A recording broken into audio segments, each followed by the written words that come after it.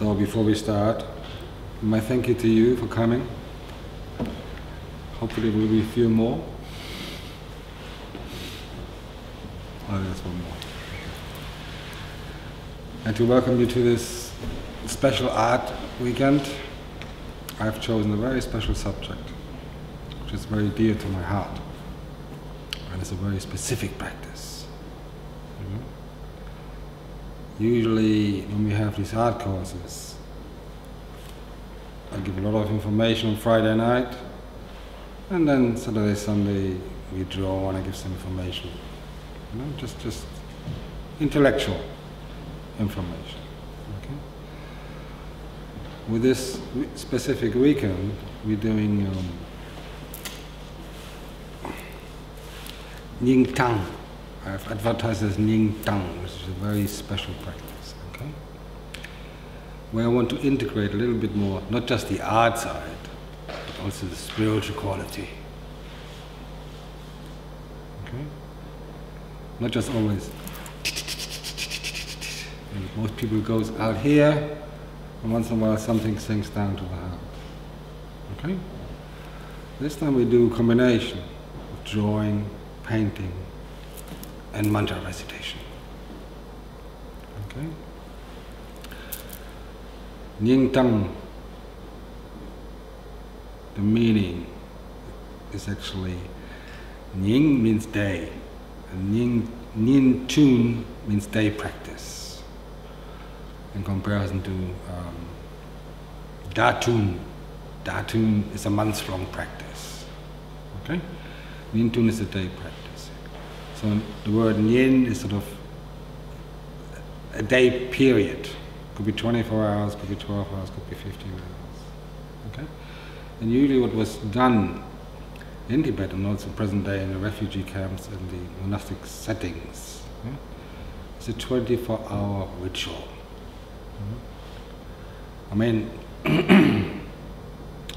where the purpose is to dedicate the merit of both the prayer, the mantra recitation, and the painting. They're usually very small sized, to the benefit of somebody. Right?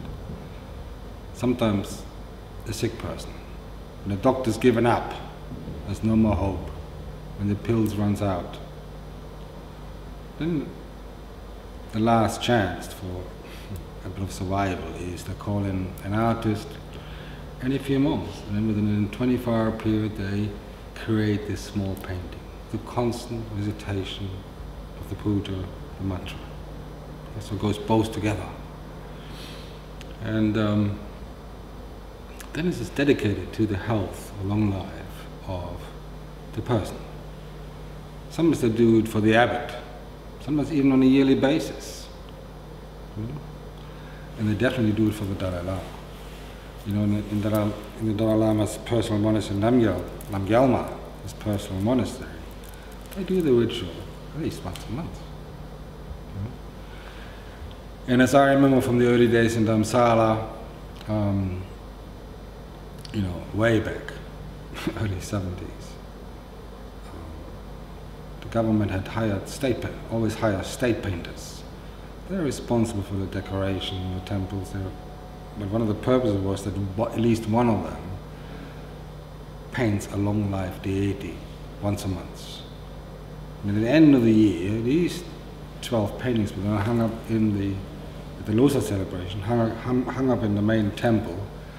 And then the merit of this, the merit created by the Tibetan government, was then dedicated to the long life of their spiritual leader, His Holiness the Dalai Lama. Okay? Now this Nying Tang is, you know, the combination of drawing, painting, meditating, and reciting mantras. And it's got a very special quality. Okay? And since, you know, many of our lamas have passed on in the recent months, many of the lamas are quite advanced age, and even though one of the teachers here, one of the founders of this institute, Lama Zopa, had a stroke, or they say manifestation of a stroke last year in April. You know, there's a lot of obstacles. So I thought, and I've been doing, this is the second course, or actually the third course I'm teaching, Yin Tam. That for us it's also maybe now is an opportunity to dedicate some of our effort, you know, to the benefit of another being. Okay, maybe in specific for the long life of the Dalai Lama or Lama Zopa Rinpoche.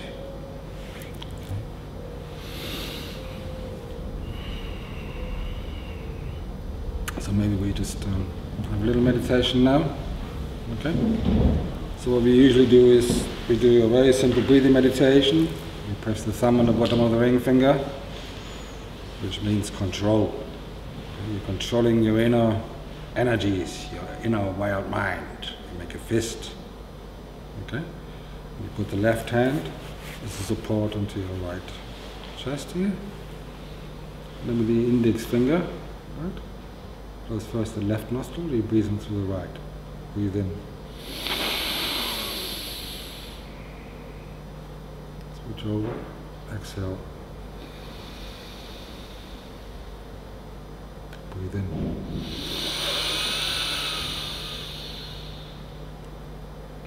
Switch over, exhale. Breathe in. Switch over, exhale. Breathe in.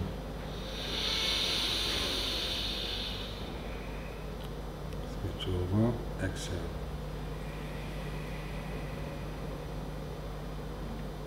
Breathe in. Switch over, exhale.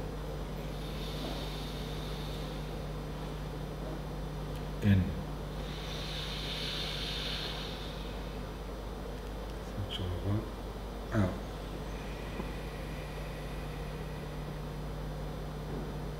In.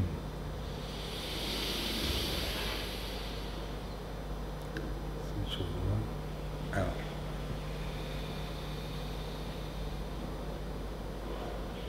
In. Switch over, out.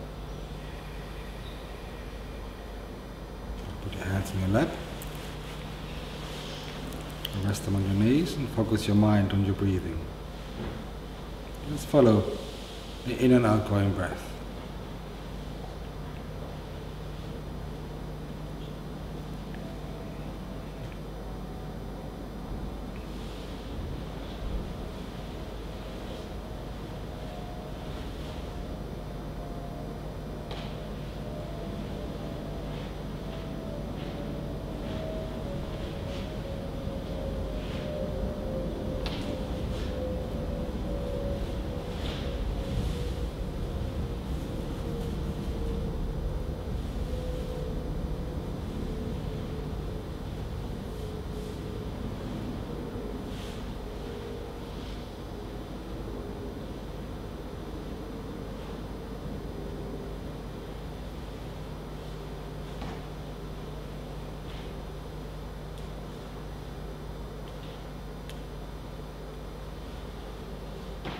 If the mind runs away, bring it back to your breathing.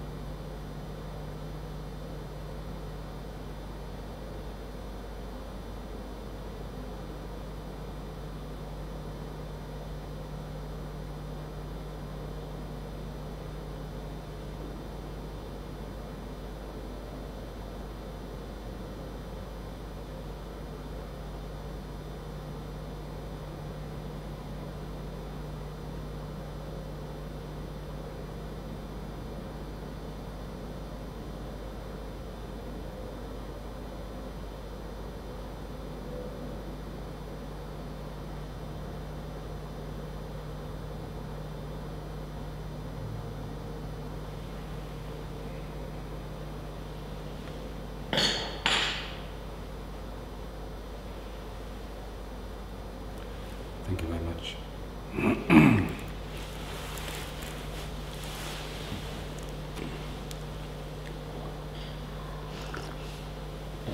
So, we're doing Nyin Tang. I'll explain the Nyin, the tongue. The tongue comes from the word thangka.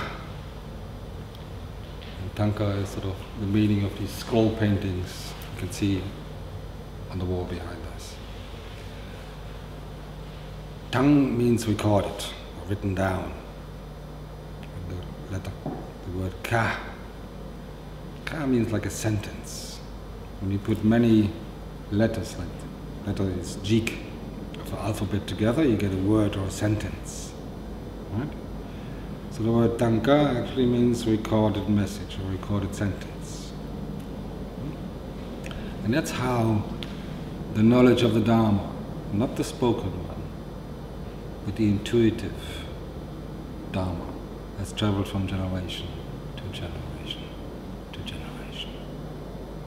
Okay? And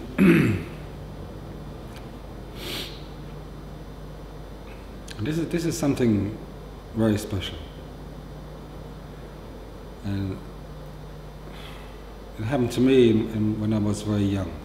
I'll tell you a little personal story, which is good because now I got white hair and now they're recording me and they're filming me and they think that old man knows something.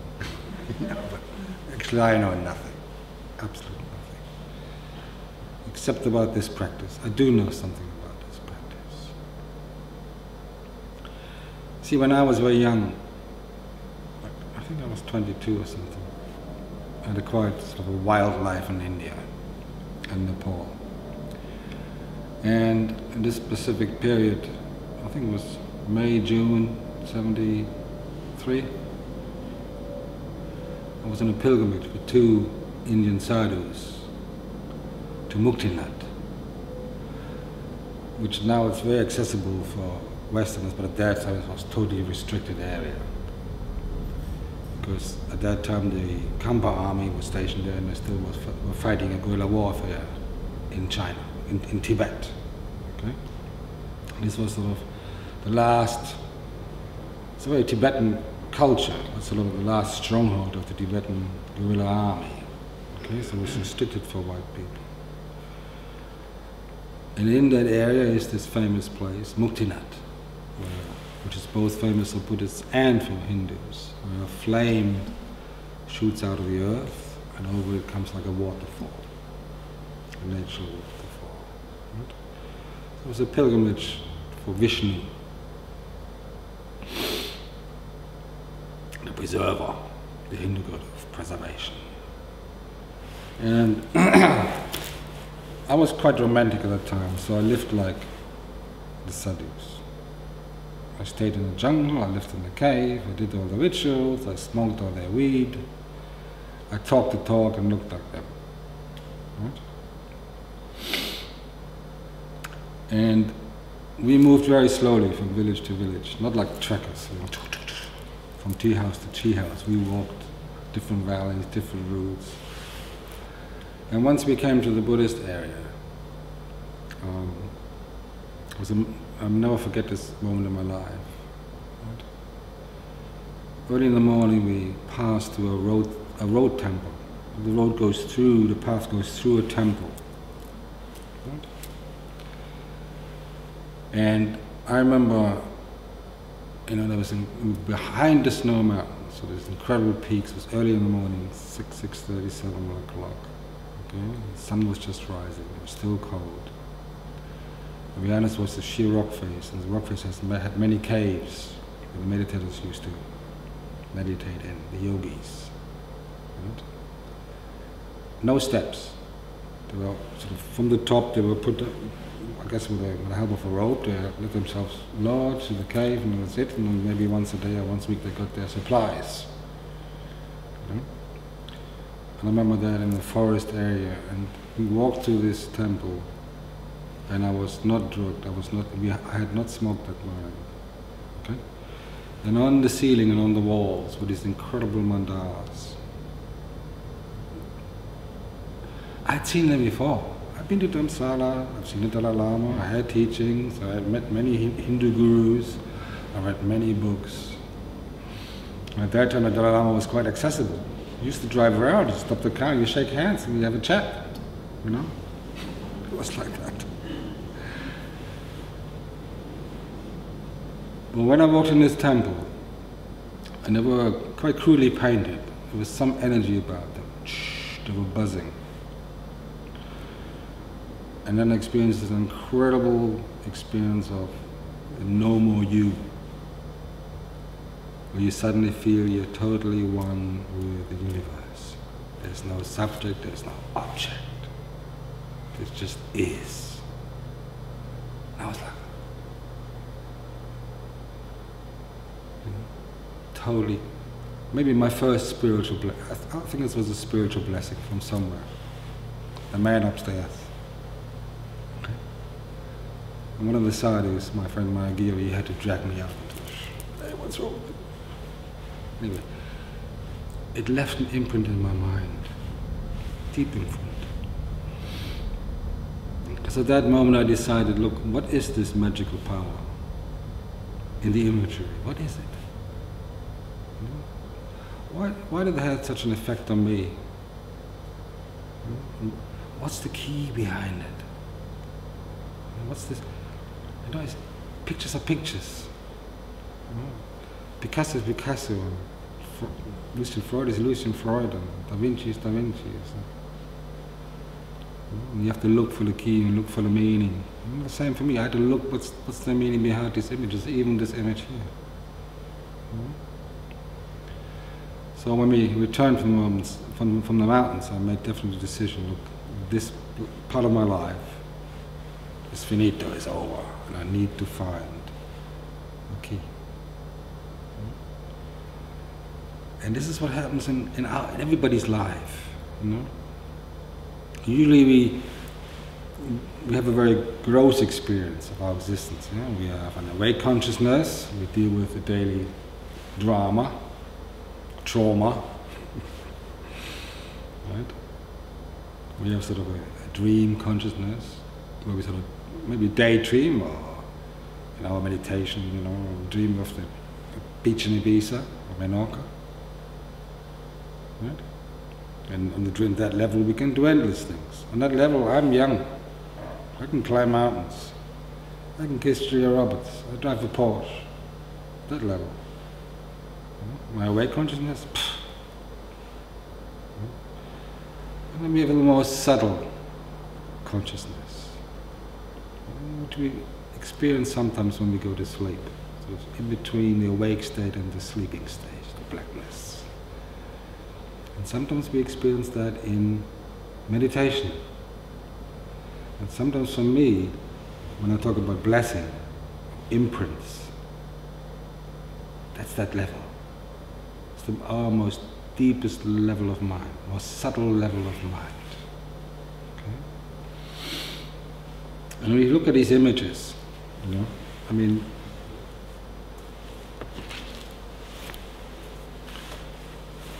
if you watch the Tibetans in Asia, in the Himalayan folk, when they see an image or see a statue, they touch their forehead onto the image, the statue, the painting, to receive a blessing. Right? I mean, we look at it thinking, what the hell is this? You know? And many Westerners that copy them, you know, they walk around with prayer wheels, and, behave like Tibetans, and act like Tibetans, and stick their tongues out to you, and it's like weird stuff. You know? But deep, deep, deep, deep, on the deepest level, I see, when our life is normal, I mean, we know we have a gross consciousness. We perceive conventional reality, we deal with it from day to day. You know, when things go fine, life is smooth. It's only when we're thrown, or the shit hits the fan, then we need something to hang on to, isn't it?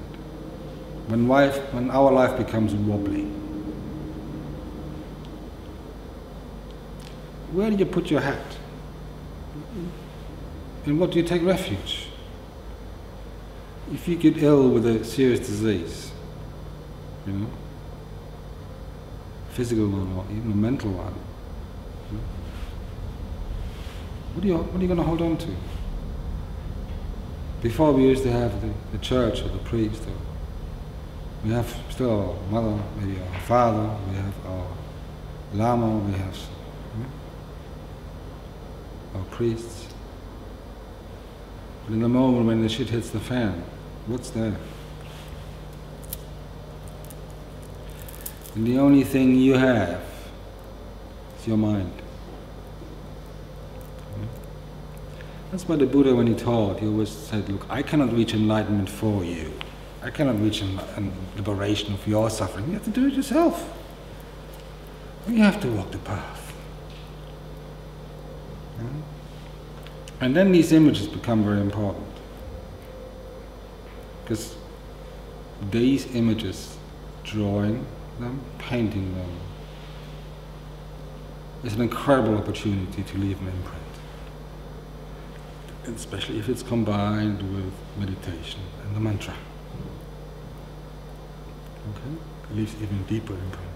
Because then it really,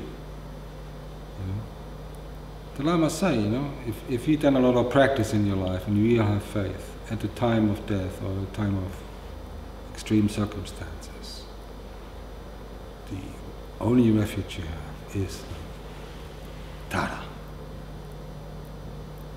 And I have personally experienced in my own life. That's why, if I know anything, I know a little bit about that practice. Because I had a dream once where Lama Yeshe told me, if you don't go into retreat and do Vaitara, you die. So I woke up, it's a complete nightmare, And then I went to a retreat for months and just did the approximation. 400,000 mantras. It took about 5-6 weeks or something like this. And a couple of years ago again, I got quite ill with something. Honestly, I really realized, what doctor can you trust these days? You can trust that doctor or that doctor, and they give you pills and that and that. But eventually,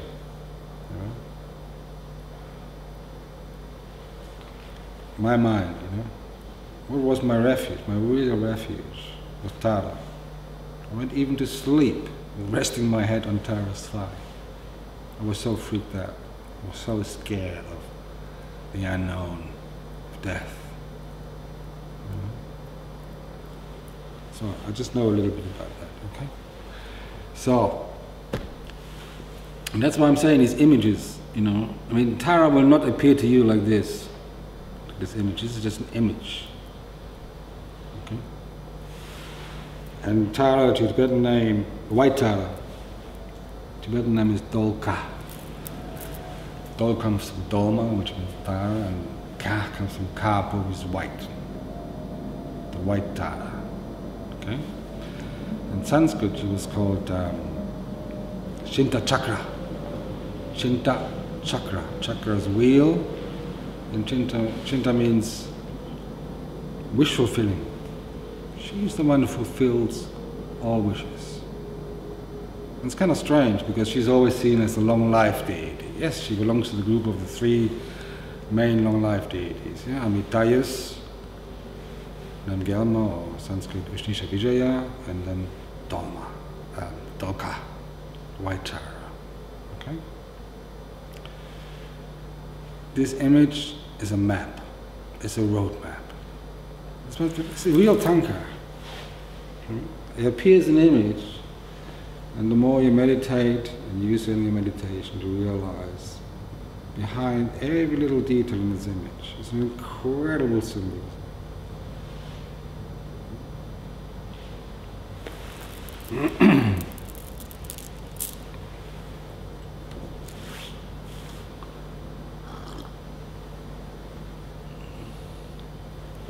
And the sadhana we're using It's also very special.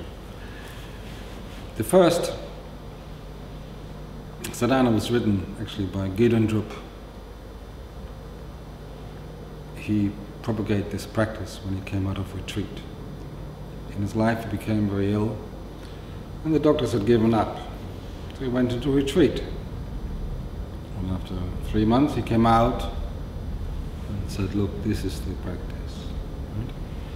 And the sadhana we are using was written by the 7th Dalai Lama, who then incorporated commentaries by the 2nd Dalai Lama and the great 5th Dalai Lama. Okay? And even the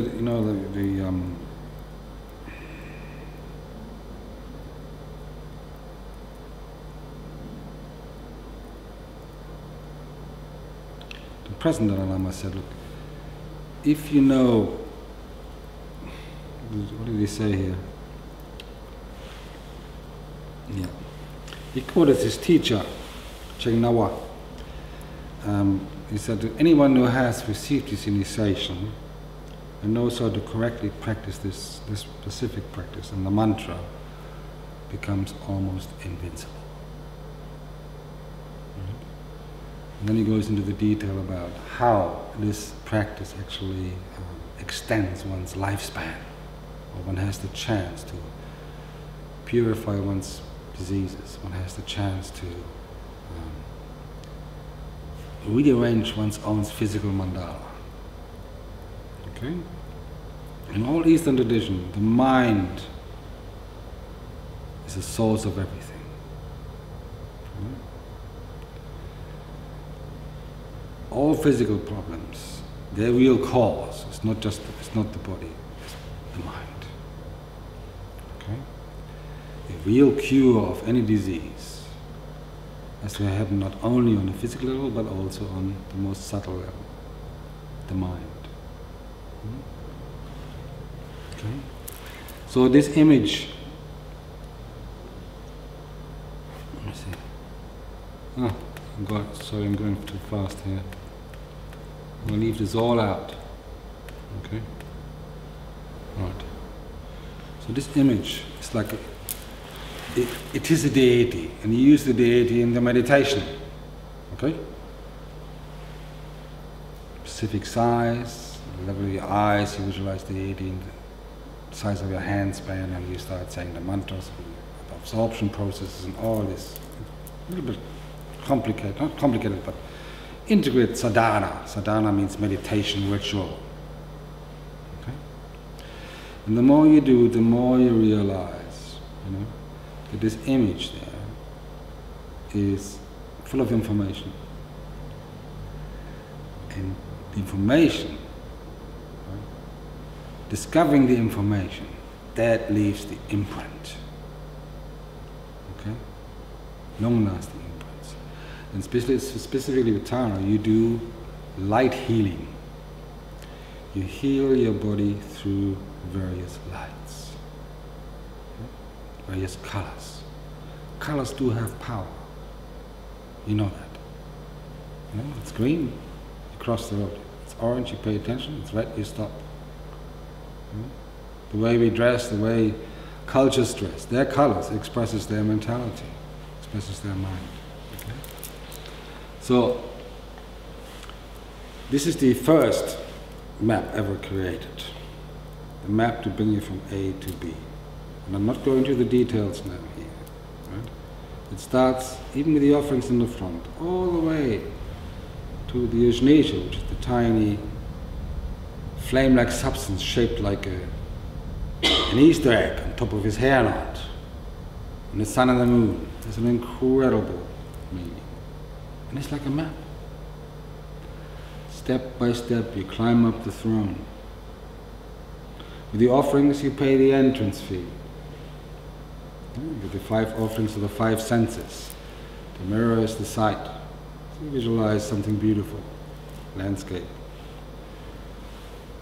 The lute, the guitar type instrument, the lute behind the mirror represents sound. You imagine the most beautiful sound. The scarf around the neck, tactile consciousness. You imagine the most sensual touch. A little flower, smell. So imagine the most beautiful smell. Maybe a smell of wet grass, or trees, or woods, or a London street. I love the smell of airports. I love jet fuel. It's like I'm so addicted.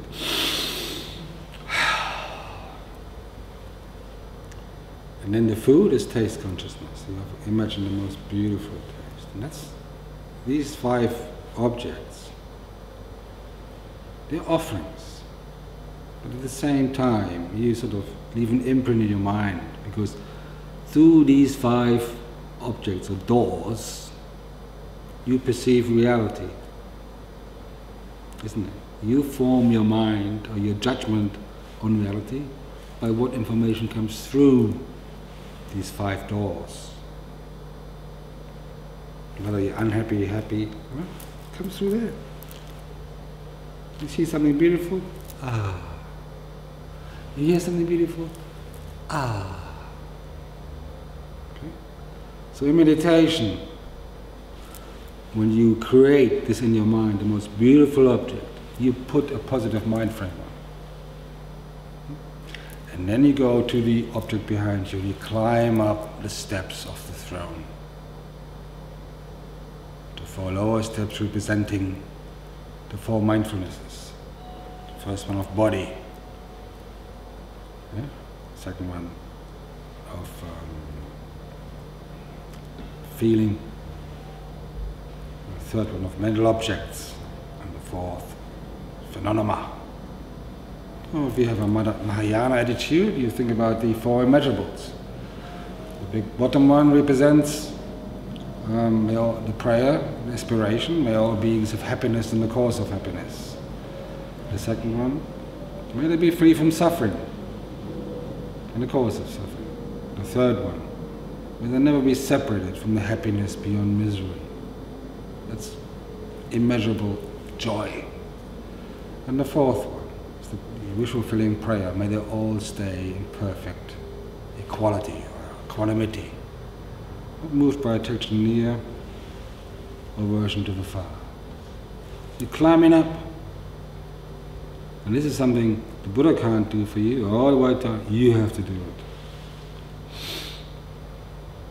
And on top of that come the 8 snow lines.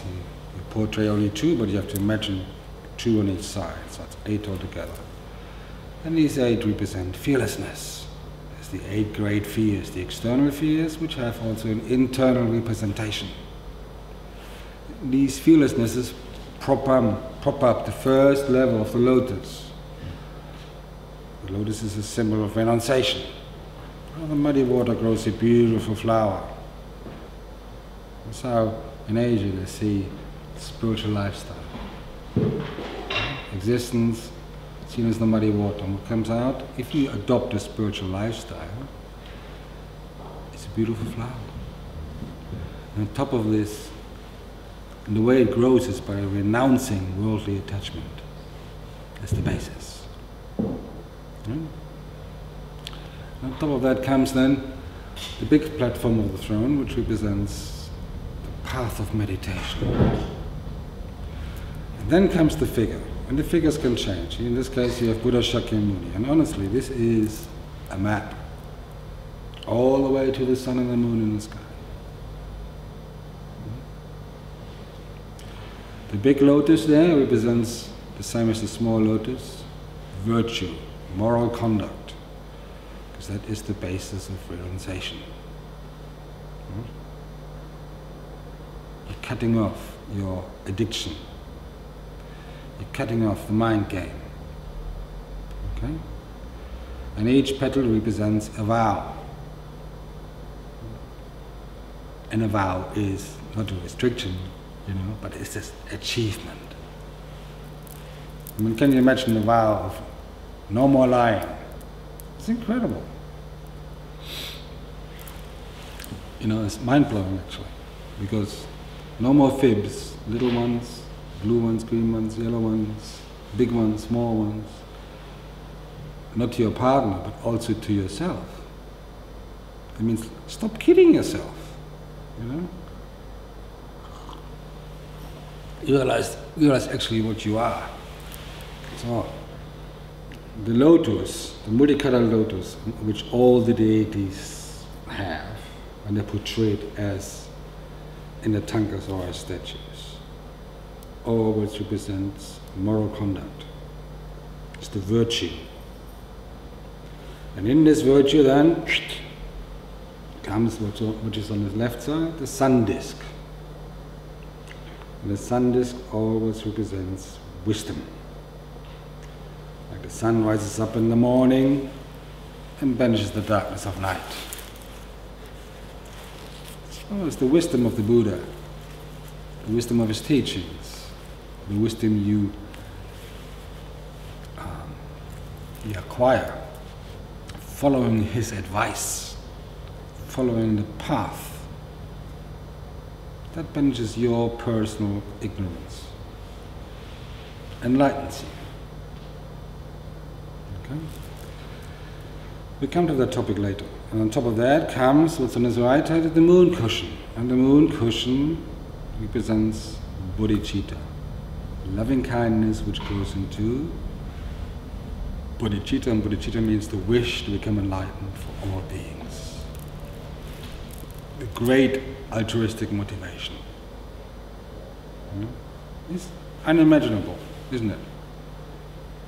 You know, you can understand why you want to reach enlightenment for your wife, or your husband, and your kids, and your friends, and you know, people you know.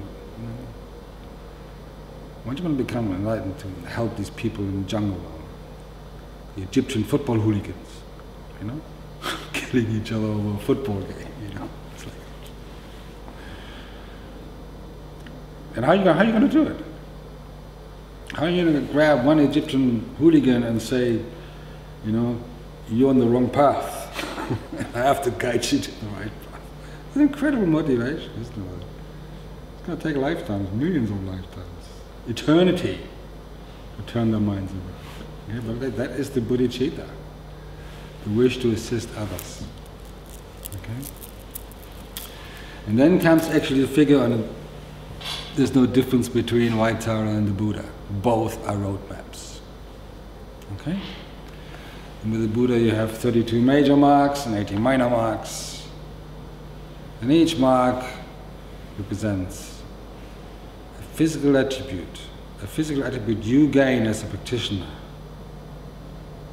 And you create this and this karma, then this is the effect. Yeah? There's 32 major ones and 18 minor ones. Yeah? So using this image of meditation, you know, it's like, you know, this Tibetan meditation, you squeeze your eyes and you visualize the Buddha there, and you sing it.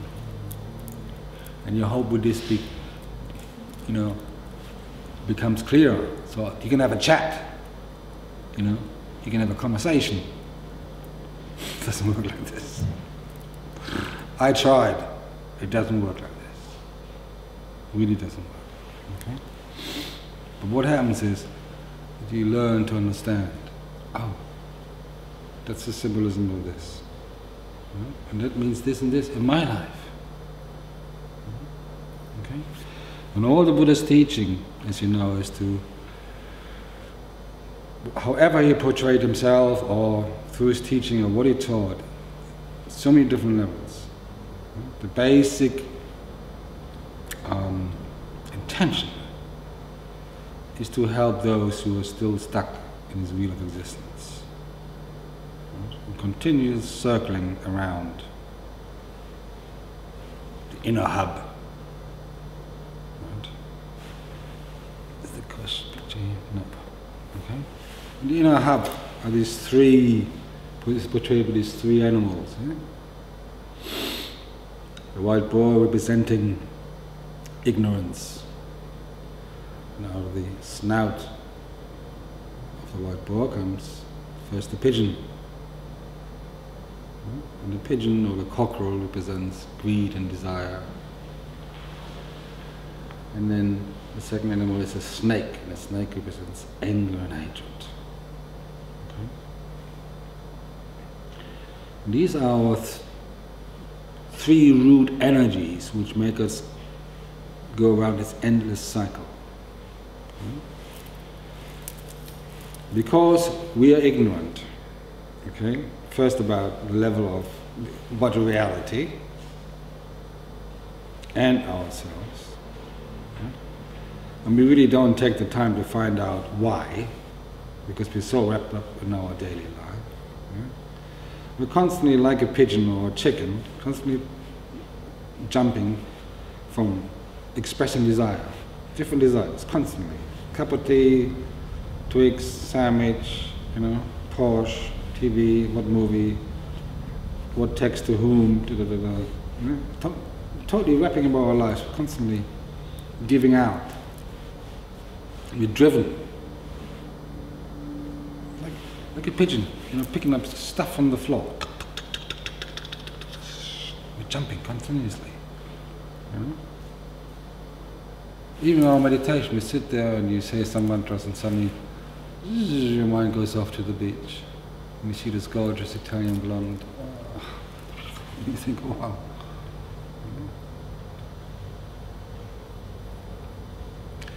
And then in your daily activity, if something disturbs you, you go, F off.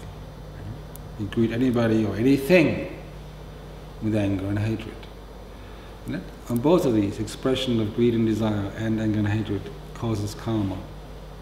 Karma means it shapes our mind, how we approach our life. It shapes our mind, therefore it shapes our body, therefore it shapes our existence. The way we think, the way we breathe, the way we live. Okay?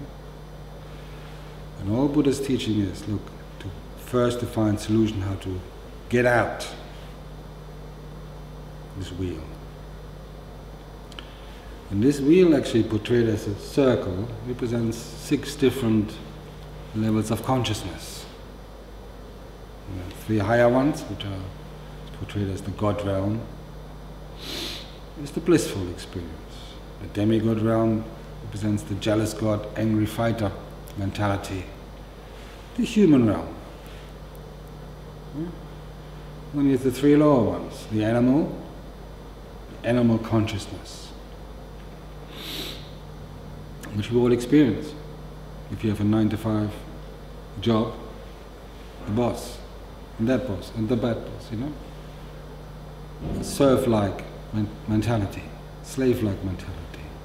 Always being scared that the bigger one eats you up, or takes your position. Right? And then constantly looking for food and shelter, which we actually do. What house to buy, what flat, job to feed your kids, feed your wife, feed your whatever, feed your habits. And then there's the hungry ghost mentality. And hungry ghost mentality is the, craving something, always thinking that the grass is greener over there. That's the best way to describe it. You got everything, but you can't enjoy it because you want more. You never hear, I'm really suffering. I'm a hungry ghost. I'm suffering from that. I always think, I just could live on the beach and sell beads. Wow. Or live in the woods and chop wood or something. Get away from all this madness. Wow. I got everything. I was looking. There's a beautiful hungry ghost who sits on top of a warehouse there. Hungry ghosts suffer from constant thirst and hunger. I mean, physical but also mentally. Yeah? See it as an image of the mind. Hunger for knowledge, hunger for acquirement. Thirst, the same thing. Thirst represents experience of life. Different experiences. I've got to do this, got to do this, got to do this. Climb the mountain, Mount Everest, sail around the world. Fly to the space, fly to the moon. Always look at it there. And forgetting to enjoy what's really here. The warehouse is sitting upon. It's got everything. It's got the food, it's got the clothes, it's got everything. But he can't enjoy it because his mind is over there. So then, the last one is the hell being. And we all, experience that. Moments of schizophrenia, nightmares, acrophobia, claustrophobia, all these different phobias, all belong to the hell realm. And then some of us have the karma also to experience it in reality. Wars, terrorist attacks, big wars, small wars, airplane crashes, car crashes, house fires, flat fires.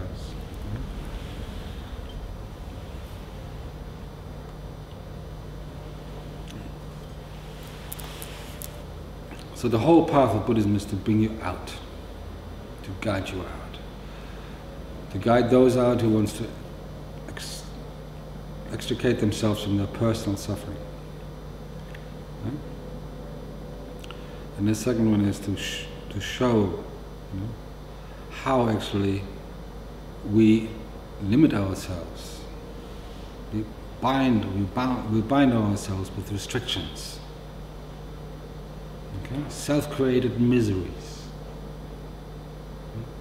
Why do you experience continuously an animal consciousness or a hell-being consciousness? Why? Okay? And then thirdly, you wanted to show those who the ultimate true nature of what it means to be a human. And that is to develop bodhicitta. To have this incredible loving kindness to all beings. It's easy to be loved. It's much more difficult to love. To love somebody is great, but to love all beings, even the ones you don't like. Wow. Okay, that's according to the Dharma, is the ultimate goal.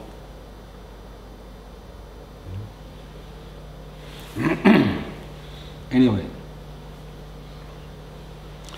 so this is the image of the Buddha. Okay, and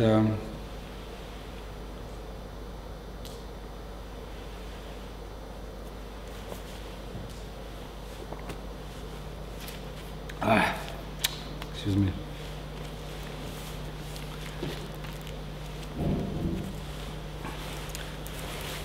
See you later.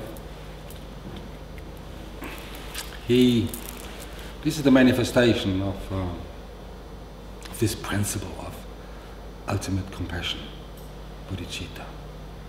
This is the image which we use as a basis for the Mahayana, the Great Path doctrine. Okay? To achieve enlightenment for the sake of others, all beings.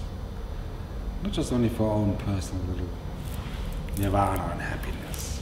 Okay? Anyway, this is about the origin of Tara, the mystical origin, okay? Which is sort of described in the White Lotus Sutra. And in this sutra, Buddha Shakyamuni explains that one of his favorite disciples, Avalokiteshvara, he would take the Dharma to the land of snow. In this land, and then also Avalokiteshvara took the vow, may I bring the Dharma to the land of snow, to the barbaric land of snow, where beings are so hard to discipline, and none of the Buddhas of the 3 times had dared to go. Okay? Well, I think one of the reasons why Avalokiteshvara was one of the main disciples of the Buddha, or the symbol of compassion, was because Avalokiteshvara actually taught on the Vulture Peak, he taught the emptiness doctrine. Right? Shariputra, he asked Buddha Shakyamuni after, how shall we practice the perfection of wisdom? the great perfection of wisdom. And then the Buddha meditated. And it wasn't him who taught. Suddenly Avalokiteshvara stood up or started speaking, and delivered this incredible discourse.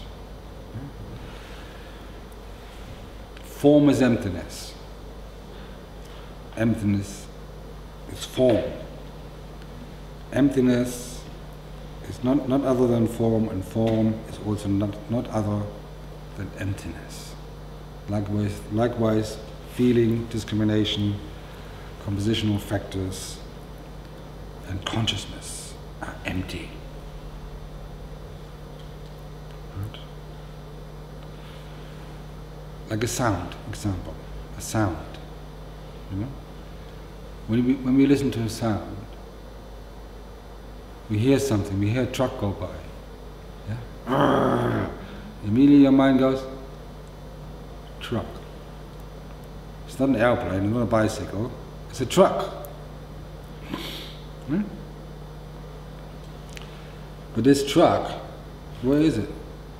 You can't see it, you can't feel it, you can't touch it, you can't taste it, you can't smell it, you can hear it, but immediately your mind projects truck. Right? And what is this truck? Actually it's not there, isn't it? But immediately, truck. Okay? And then if you're an expert on trucks, you might even decipher the quality of the engine and say, oh, this is Mercedes, this is a Leyland, this is the diesel. And this is a very old truck, oh, it's a very 85 old. Like with the motorbikes, you can exactly hear what year they're made. And you projected it. We still don't know who's driving it. Someone has to drive this. What color it is, what registration, what kind of truck. Is it a big one, is it small? Sometimes small trucks make a huge noise, you think it's whoa. Okay? So your projection of the same truck in itself is a labeling of something onto something, which actually is not there. You think it's there, but it's not. Yeah? But still, out of this emptiness is still the sound of the truck, so it's still a truck. So emptiness becomes form again. Okay? And this is something which you fulfill through your meditation. We'll come to this in a second. Okay? So Avalokiteshvara delivered this discourse. It was not the Buddha. The Buddha just took all the credit. My perfection of Wisdom Sutra. When we talk about the wisdom of the Buddha is the Perfection Wisdom Sutra, right? Which the monks recite on a daily basis in the morning, right? To remind themselves this is what it's all about. Yeah? It wasn't the Buddha, it was actually Avalokiteshvara. So, in the White Lotus Sutra, Buddha Shakyamuni explained that this disciple of his, Avalokiteshvara, which the real translation means the one with the unwavering eye, will go to the land of snow. So Buddha Shakyamuni sends a ray from his forehead to Tushita. Tushita is the Western paradise, or like an idealized heaven. There's no aging, there's no suffering, there's only teachings, there's only bliss. It's where the Bodhisattvas have their holidays, and you hang out with them. So most ordinary beings, when we die, we think, oh, I want to go to Tushita, It's like perfect environment. Okay? And the resident Buddha there is Amitabha. Okay? And in Tushita, they call it also Sukhavati, the land of bliss. Sukha means bliss, Vati means area or land of bliss. Lived a Dharma king called Dharmaraja Sambuchok. And every morning he sent out his attendants, sent them out to the lake to collect flowers for offering to the Buddha. And one morning they came back being very excited and said, look, you must come down, you must come down, there's something extraordinary happening. Right? And what happened? Out of this lake, so the king went to the lake and they watched this sort of, this is described in the meditations of Dharma. They watched this miracle. Out of the lake comes a letter, Pam. And then the Pam transforms into a lotus. And on top of the lotus comes the letter Ah. And that Ah turns into the moon. On top of the letter Chi comes the letter Chi. And Chi turns into this emanation of Avalokiteshvara. So now he's not anymore the cocky monk, who delivered the discourse on the Vulture Peak, who knows it all, who knew it all, and will know it in the future, forever. Right? He manifests as this four-armed version, in the center holding the wish-fulfilling jewel. In the right hand between the thumb and the ring finger holding the stem of lotus, representing his knowledge of past, present and future. And his second right hand holding the rosary, which is shaped like a form of an 8, like that. Okay?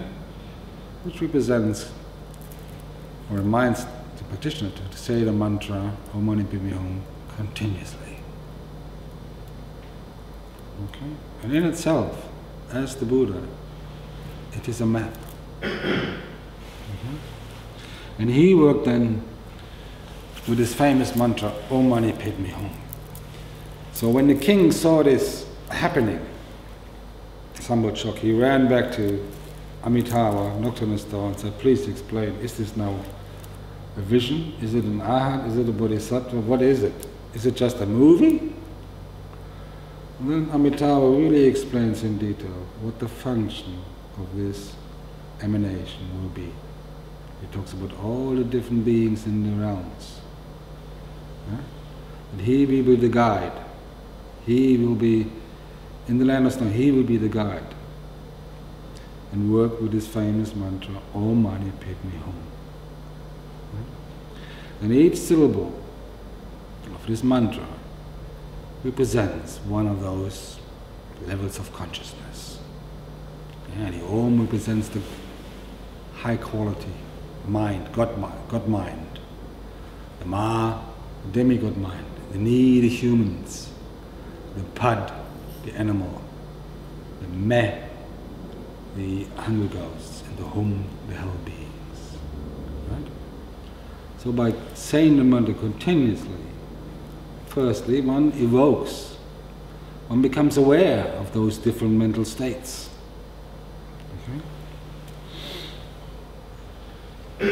Each syllable relating to one of the realms. And before, excuse me, mantras in itself have an incredible meaning. I taught a course last weekend on mantra gardens. Just to explain the previous mantra, Om Mani Padme Hum, can take a couple of hours. It's not just an empty sound. It's like the picture of the Buddha, it's not just a picture. Behind the picture is like a whole philosophy, it's a whole way, it's a guidance, it's a map. It's a way to live life. The same behind sound. It's not just a sound, a G or D or an F. Meaning. Okay. And then,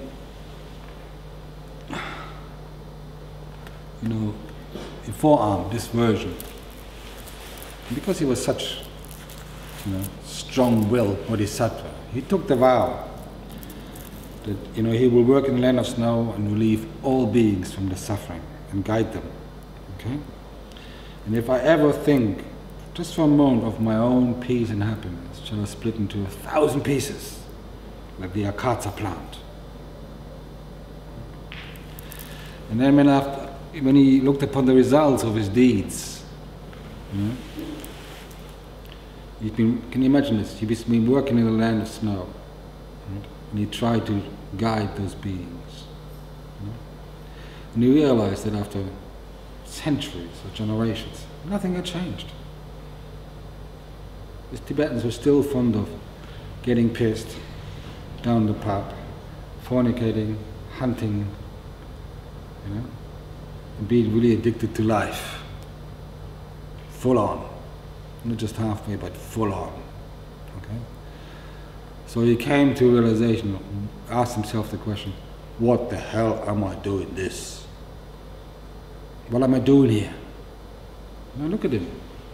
So he, last picture here. Look at him, the way he's dressed. He wears the Indian robes for Chakravarti, brocades, you know, floating garments, Indian jewelry, you know. And can you imagine he's transformed into the land of snow? It's freezing cold, there's nothing to eat.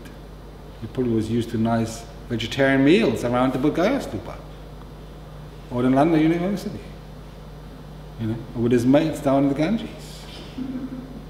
And now he comes up there and he has to chew his incredible dried cheese, eat sampa. And sampa, you know, if you don't know how to eat it properly, it gives you indigestion and heartburn. And so he asks him, what the hell am I doing there? So at that moment he thought of his own peace and happiness. And he really split into 1,000 pieces, which is this image. And again, it's just a map with deep symbolic meaning. In his agony, he cried out for his spiritual father, Amitabha. Oh, I mean, to split into 1,000 pieces must hurt. So Amitabha comes, and then with the super glue of compassion, glues him back together. He forms 1,000 hands. I mean, in this image, actually, you have 1,008 arms and hands, not just 1,000. Okay? So he sculptures these 1,000 hands, and in each hand he puts an unwavering eye. It means unwavering. Look what's there. With 2 eyes you can see reality, conventional and ultimate. With 1,000 eyes you see everything. You can see all the suffering, all the incredible karmic interconnection between beings, which we on our ordinary level don't perceive, isn't it?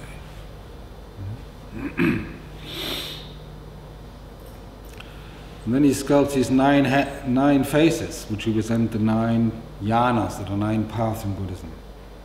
The 3 causal one, which is Kriya, is Shravaka, you know, Pajika, the Bodhisattvas are the Arhats in the woods, the Bodhisattvas, these are the causal paths.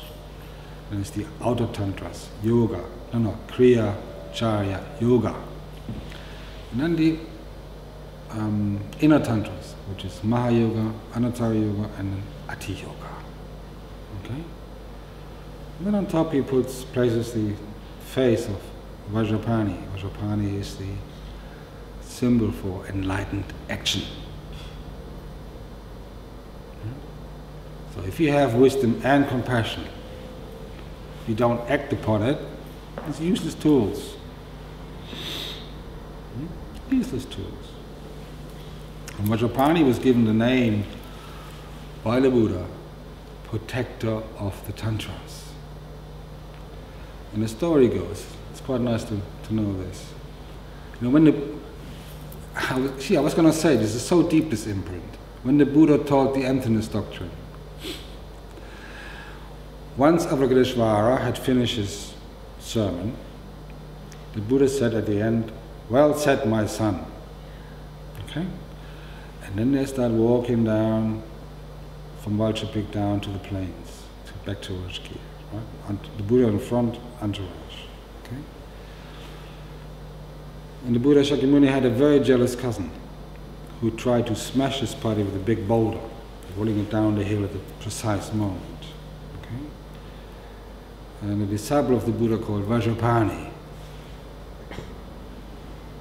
He saw that. Okay?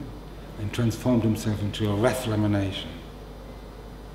So the blue demon-like figure surrounded by flames. And he flew up and smashed the boulder into 1,000 pieces with his vajra, by touching it with his vajra. Okay? And then the Buddha took gratitude, because he just had delivered the most intricate doctrine in the universe, thanked him and said, from now on, you're the protector of the tantras. So, enlightened action. If you see somebody drowning in the river, first need compassion, isn't it? Otherwise, if you don't have compassion, who the fuck cares?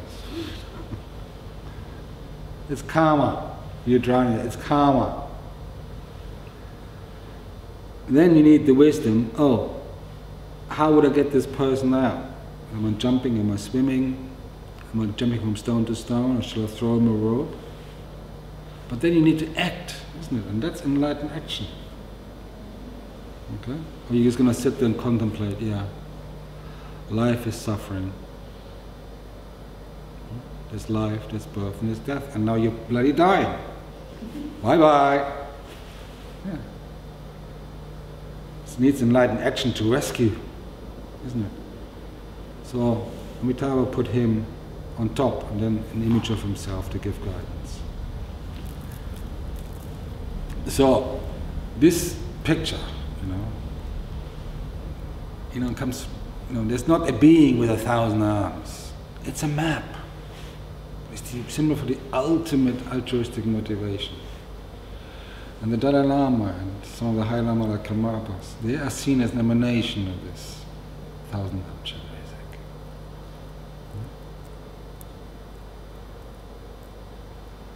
And even when this being now, looked upon the deed of the result of his deeds, he also felt like it was a drop of water dripping on a hot stone. It evaporates. He looked at, okay, I've been here now a couple of centuries. What has changed? Has my love, my compassion, has it changed? So he started to be very upset and started crying. And then 2 tears rolled down his cheek and hit the ground. When they hit the ground, they transformed into 2 lotuses. And on top of each lotus manifested 2 Taras. So the Tara was born, according to the myth, the legend, from the tear of Avalokiteshvara, from the tear of compassion. And both of them, the red and the green, are the same, except they have different functions. The green one is prey to overcome obstacles. And we are concerned with the white one. Yeah? And white Tara, as I said, is the Chinta Chakra Tara, the wish-fulfilling jewel.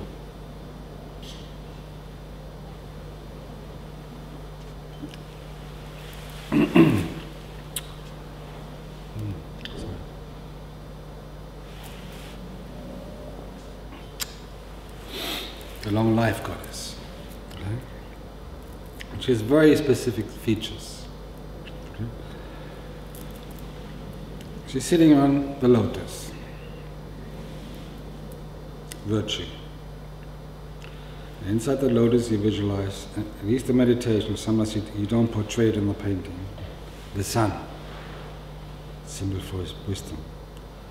And on top, the moon cushion, symbol for bodhicitta.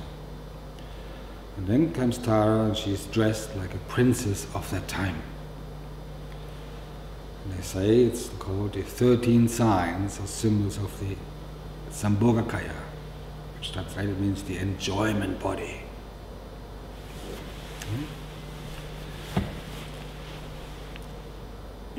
As I said before in the beginning of my lecture, when we dream, we can, on the level of our dream consciousness, we can do many things. We can fly, we can walk through walls. We can possess things which normally in your normal life you would not be able to possess. Youthfulness, strong body, endless material possessions. So Tara and all these deities dressed like the princesses and princes of that time exist on that level. It just so shows the quality. Okay? So there are 13 signs, which are the 8 jewels, and in these 8 jewels we have the 6 perfections, right? And the 5 scarves. First, a very brief description now, okay? We should do it over the whole weekend. Between the thumb and the ring finger she holds the stem of a lotus with the 2 buds. It's our knowledge of past, present and future. The open lotus represents the past. Everything in the past can be known. The closed one, the future, because everything what's in next half an hour or in 5 minutes or next minute, we don't know. The just opening is in between. It's present. When I say present, I come to the T is already in the past. That's the knowledge of past, present and future. And the right hand on the right knee represents granting refuge, giving you fearlessness. Okay? And the unique feature of white Tara is that she has 7 eyes.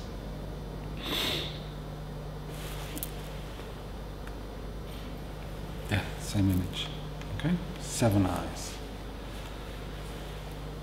2 eyes on the palms and 2 eyes on the soles. And these 4 eyes represent the 4 immeasurables.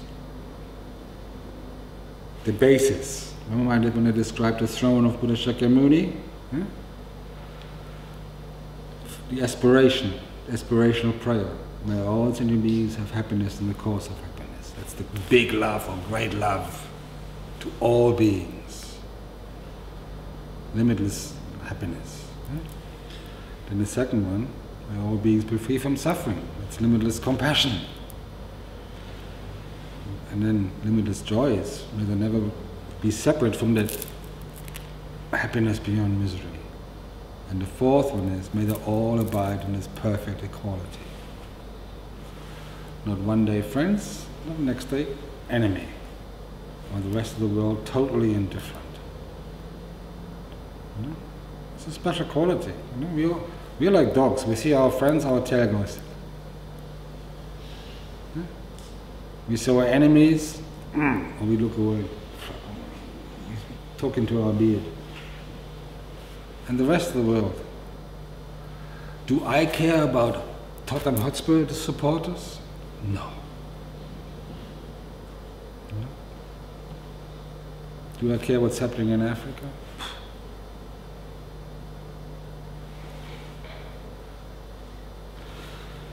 So these are the eyes and the palms and soles.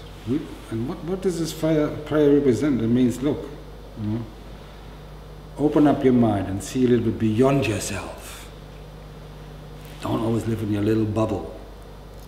Because the little bubble means being born, growing up, doing your job, doing your family, and at the end of this life die. Open up, because we're all in the same boat. We all have to undergo this experience of this cycle. Life, death, rebirth. And then come the 3 eyes in her face. And there's many interpretations. I mean, sometimes they say, oh, it's these 3, in a simple way, represents, she's looking into the 3 worlds. There's a world above, a world below, and the world in the middle. But actually, what these 3 eyes represent are the 3 doors to liberation.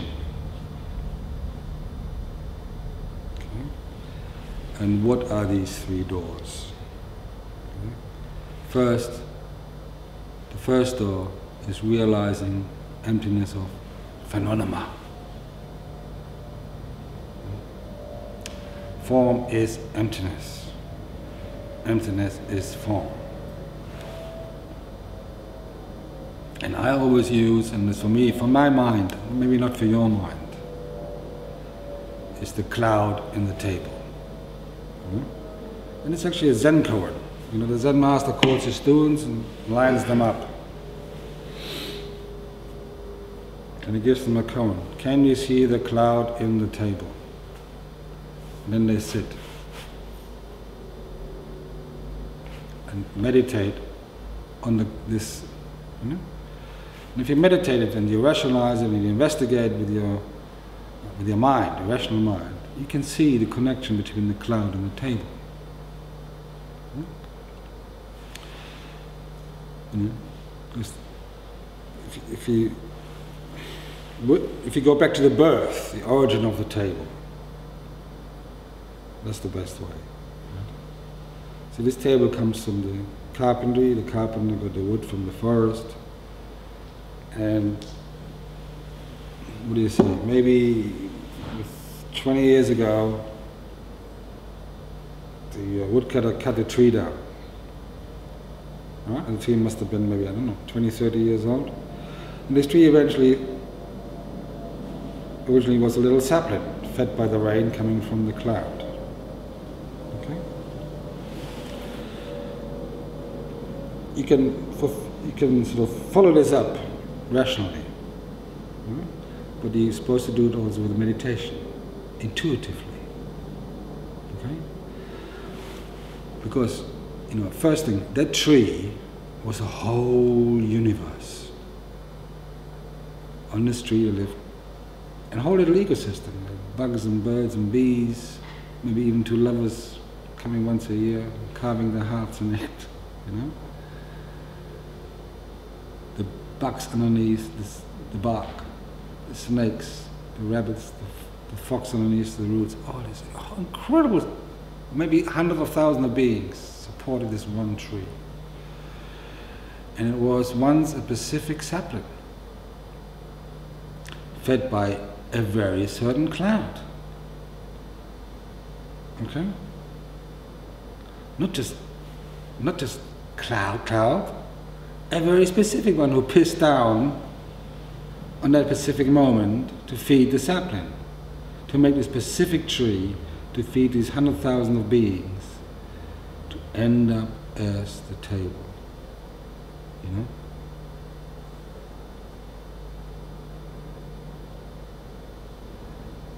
So the table, what you label table and you think is table, is actually not independent. It's not, what they say, inherently existing, because behind it is all this. And when you meditate like this, it becomes also like intuitive understanding. You know? So, can you imagine you're sitting on a wooden floor right now? You know, we're all sitting on a wooden floor here. You know, it's not just any floor. It's a very specific floor, coming from maybe some oak trees from Gloucestershire or something. I don't know, maybe 100 years ago, or 20 years ago. And there's certain people who put this floor in, who chopped the wood, who made the planks, who brought them here, or polished them, or varnished them, you know. These are all lives of beings, incredible. And some of them, most of them are gone. And had reincarnation and gone again, and again, and again, and again. And without them, there would be no bloody floor. You know, but do we see them? Do we feel them? No. But we should, because without them and the pissing cloud, no floor.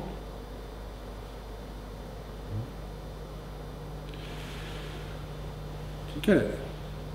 It's just a little bit, you know, the Buddha's teaching saying, stand back and have a really good look.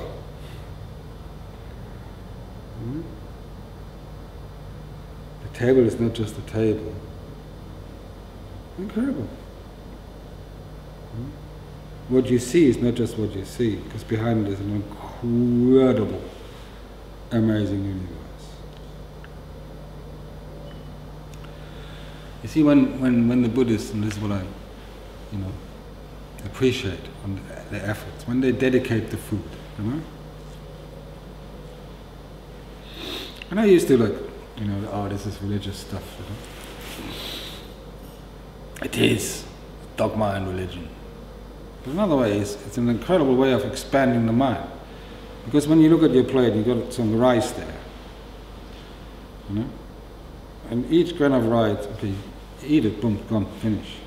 And you talk to your friends about the beach and the beach and Menorca and God knows what, and talk football. And Man United is coming tomorrow to play Chelsea and the Blues and the Reds and all this stuff. And you eat. This grain of rice has traveled, maybe all the way from Indonesia. You know? It was planted by hand and harvested by hand, then dried, then maybe even washed and packaged, and it ends up finally in our plate. An incredible long journey. And the dedication goes, look, we thank all those beings who were providing us with the food. And if you really think about it, it probably took 100 people to bring that grain of rice onto your plate. But we never think about them, do we? So the emptiness of phenomena, for sure, it's a much deeper mystical experience than I just explained, you know, with the wood. But it has one effect. It does expand your mind to think about the world, reality, and see it through different eyes. Okay? That's one of the eyes. The second eye is the emptiness of self. You know, I'm not an expert, really. I know nothing. Where you look at what actually you are, you think you are. You, with analytical meditation, you explore yourself. What are you? Who are you? And look, you are many things. Can you give me some hot water? Smart water. Thank you. Because you got so many different aspects to yourself, you know. And every woman is 40% male, and every man is 40% female. With the homos and the lesbians is half-half or something. It switches a little bit. You know? And we have so many different cells. Every 7 years in your body, the blood changes. According to astrology, every 29 years you go through the Saturn, what's it called, Saturn return, and you go through upside downs, you know? You're constantly changing.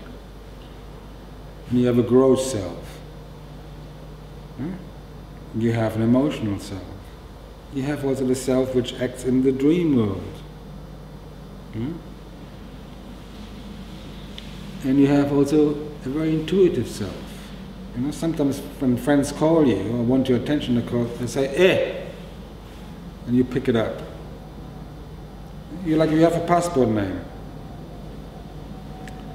Dorma Beresford, example, okay? Born in Calcutta, 1975 or something, isn't it? Yeah, or 78, I can't remember. That's a passport name. That's the gross Dharma. You know, goes to work, pays taxes, raises the family, and keeps the man alive. But then there's also subtle Dharma, and dream Dharma. Who in our dreams travels to fantasy land, also in the meditation. And there's a subtle Dharma on the same level. She perceives artistic inspiration, intuitive understanding. It picks up on things. Sometimes you feel like, oh, your partner or somebody you know very well can read your thoughts, or you're thinking the same thing as your partner, at the same moment. Ooh, that's strange. Psychic telephone. It's called psychic telephone. You send a message and immediately it comes. Here. And then there's the Dharma who gets these imprints. Or maybe happened when she was born in India, and maybe just the blessing of the Dalai Lama. And these imprints form at what we perceive as Dharma. But to be honest, we will never know Dharma, because which one is it? It's too many.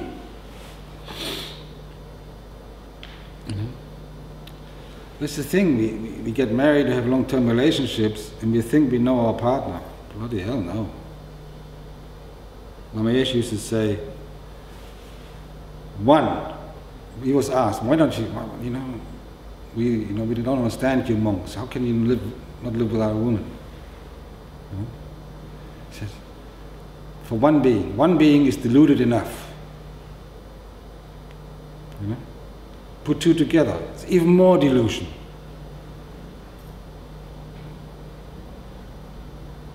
And the reason is because we are this long journey of life, through life, and endless existences, before and in the future. We meet and we part, we meet and we part, but we never really know each other. Okay?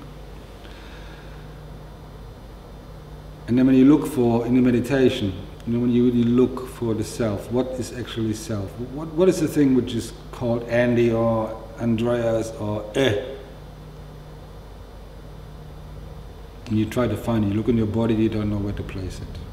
You look in your mind, you don't know where to put it. Where is it? And if you put it in the combination mind and body, but only where is it? It cannot be outside the body, it's not even inside the body. So where is this entity?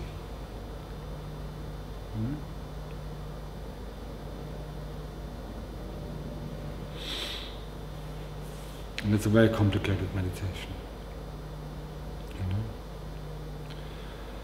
And it's not an easy one. Because we have such strong belief in our I am this and this and this and this and this. We pay a fortune to our psychotherapists and our shrinks to keep this I going.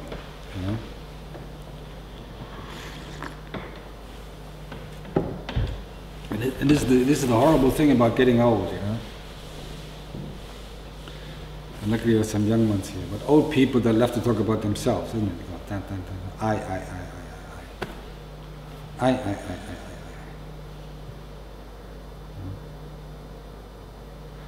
always say, who the fuck? I should be loving kindness Buddhist, but I.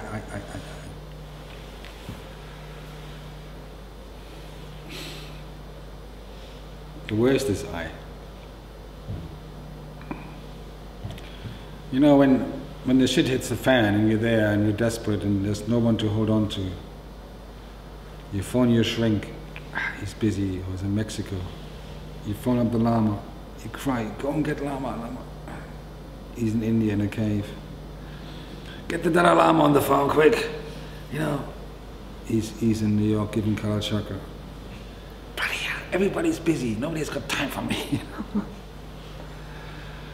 And then physically you get weaker and weaker and weaker. What's your refuge?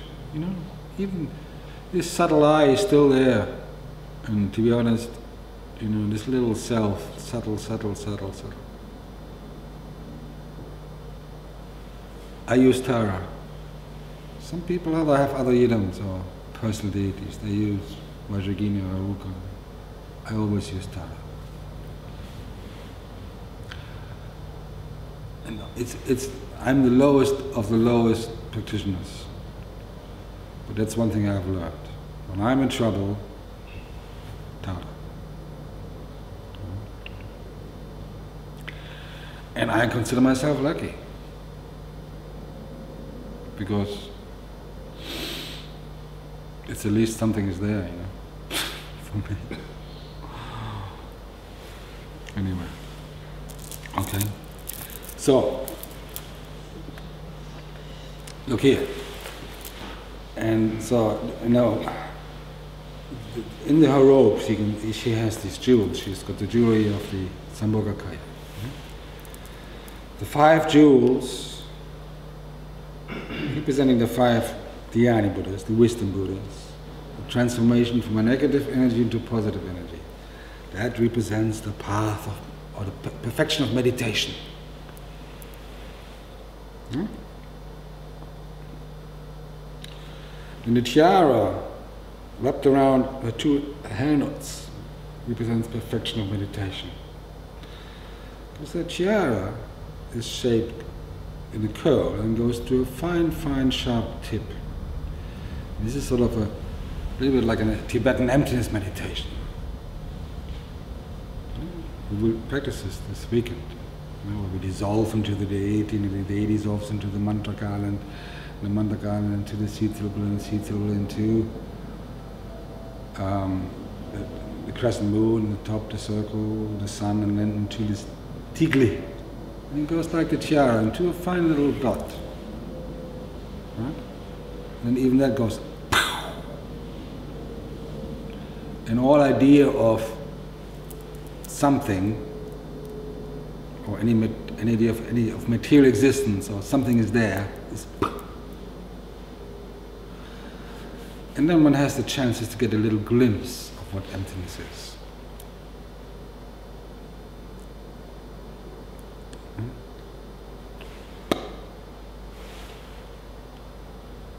And then the earrings are a symbol for perfection of patience. Strange, isn't it?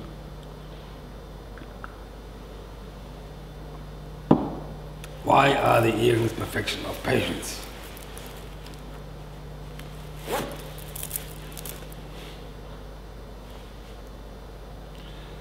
It's like, the Lamas practice this. Pulling ears. No.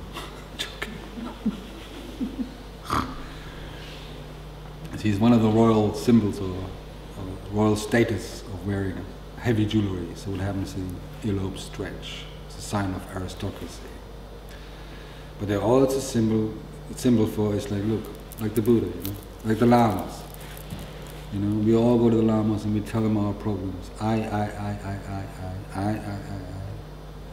And he just sits there and takes on all their suffering.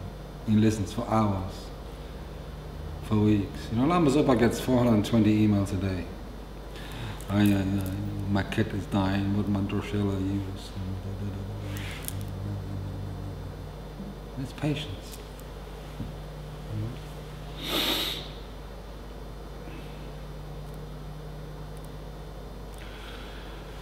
And the three necklaces, one up here below the throat, and a heart and a stomach, represent perfection of generosity.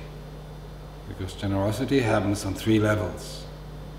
There's the external one, like giving a homeless a $5. Yeah? Or the big issue lady on the corner, here's £1, £1.50. Material, sharing material possessions. Easy. And the second one is being generous with, I call it shelter, giving shelter and accommodation. That's a much harder achievement, much more difficult to achieve. Being generous with one's space. Just imagine inviting a homeless into your house. Yeah, share my space. Not just for one night or for half an hour, or stay a while. Yeah, that's my space, yeah, share it. And the third one is, like they say, giving Dharma. It's not giving Dharma, not sitting on somewhere and going da da da da da. That's easy. Giving Dharma means living Dharma. Not just by words, but by action and in your heart. Not just adopting a Tibetan style lifestyle, but really practicing the essence of Dharma in your heart and giving your life to the Dharma, to the path. That's the highest level of generosity.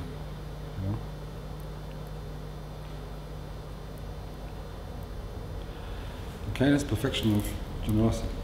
And then the armbands, and the bracelets, the armbands and footlets, they represent perfection of discipline.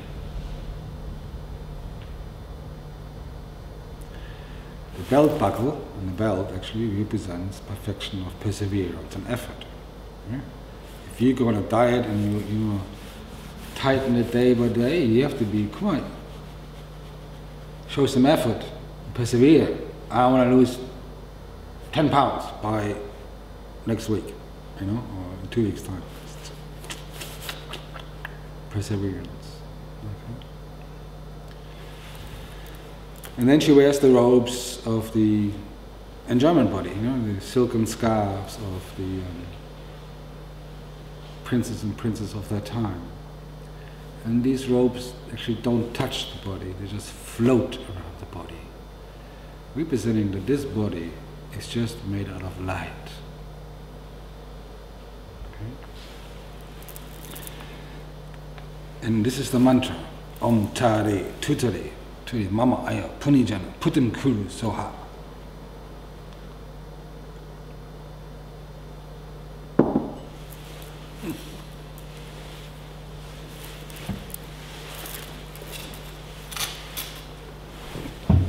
As I said, mantras have meaning.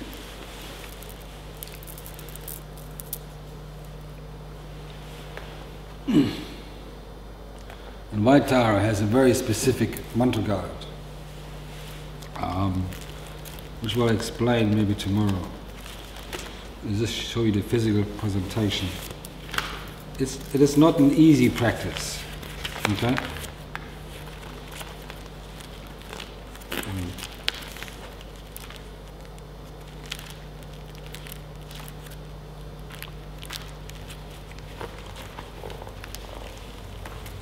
So, the letter Om, let's go back to this, Om, Tare, Tutare, Turi, Soha. Yeah. That's kind of easy to explain, okay? Om always represents I bow down. And the letter Om, the first syllable, is 3 parts. There's the letter A, then the narrow, and then the circle. Circle is a Sanskrit symbol for So A, the narrow, means O, and the circle means Om. And translated it means I bow down with body, speech and mind to the holy body, or the purified body of speech and mind of Tara. Okay? And then comes the first 2 syllables, Tare. And Tare is like freedom from samsara, protection and freedom from samsara. Samsara meaning the wheel of existence. Yeah? So Tare, you asked for protection from worldly obstacles. Yeah? Attachment. You go to a retreat and suddenly all these dakinis appear, walking around in bikinis. Now how can you meditate there and all these mirror, like the Buddha under the Bodhi tree? He started to meditate and all these lustful women started dancing in front of his eyes, like, ooh. So you pray, Tara, please don't come, stay over there. Hard job, really. Protection. Tutare means freedom from the 8 fears. And the 8 fears belongs to the mythology of the Indian tradition. There's 8 fears, like external fears, which have an internal representation. The first fear is the fear of drowning. Like this Italian disaster just now. The captain is on the land, buying a pair of socks, while 32 people are drowning in some waiting assembly room, and the ship is also turning degree by degree. Fear of drowning. And internally it represents the fear of doubt. When you've lost your decision-making process. Oh, should I do this or this or this or that or that or that or that? It's doubt. You're doubting yourself. Okay? And the second fear is the fear of thieves, being mugged, which represents the fear of, no, the thieves represent envy, fear of envy, you know. He's got a swimming pool, I want one too. Oh, look at his jeans he's wearing, I want a pair like that. I would never been happy with what you actually have, always wanting something else. Green with envy, you know the expression. And actually there was the third one. The second one is the fear of fire, and fire represents lust, fear of lust, when you lose complete control over yourself. You know, you get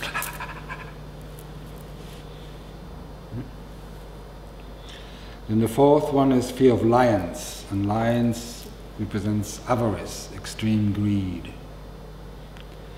And fear of snakes, which we all have, natural, you know, instinct, is the fear of hatred, you know, losing one's temper, losing one's control.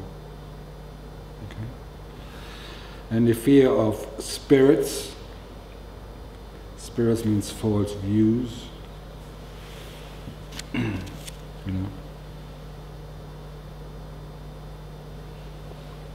the ghosts in the castle, you know, ghosts in your mind. Have any view of yourself that you're something which you're actually not. Then we have the fear of imprisonment, or prison. That represents delusion, real strong delusion. You know? You really think you are something special. You know? Like I know many white people in Asia that think they are something special. Even in America, I know many white people, especially ladies of a certain age, who have mystical experiences and then are Rinpoches. You know? Just by touching somebody, they become Rinpoches. By touching a Lama in a wheelchair. Lama was in a wheelchair in Chicago airport. She touches him and then has this incredible mystical experiences, and now she's a Rinpoche. Might be true, I have no idea, but it's a bit of a danger being deluded, you know, thinking that you're a special reincarnation.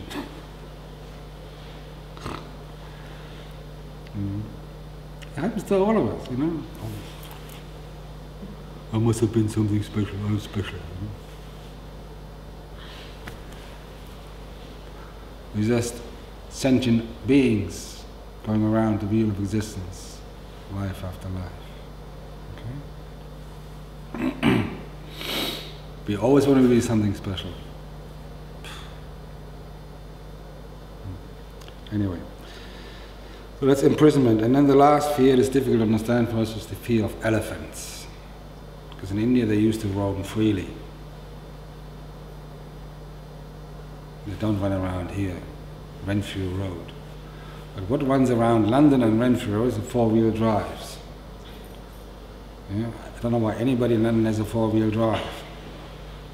And I don't know anybody who has to be on a telephone and wear sunglasses and run around in London with a four-wheel drive. You know? So that fear represents pride, isn't it? Some lady up in, you know, if you have money, you buy a four-wheel drive, you live in Hampstead, it's up the hill, I know, it's a very big hill, definitely. But you get a four-wheel drive because maybe once in a year you drive up to Watford, countryside. We really don't need a gas guzzler downtown, do you? Okay, so that's the fear of pride. So that, yeah, that's tutere. And then ture means freedom, protection from illness. You know, and that's a real, you know,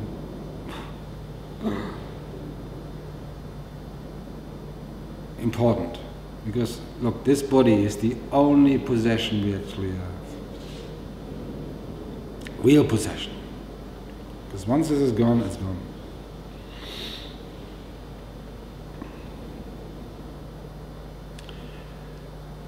and we should take care of this body.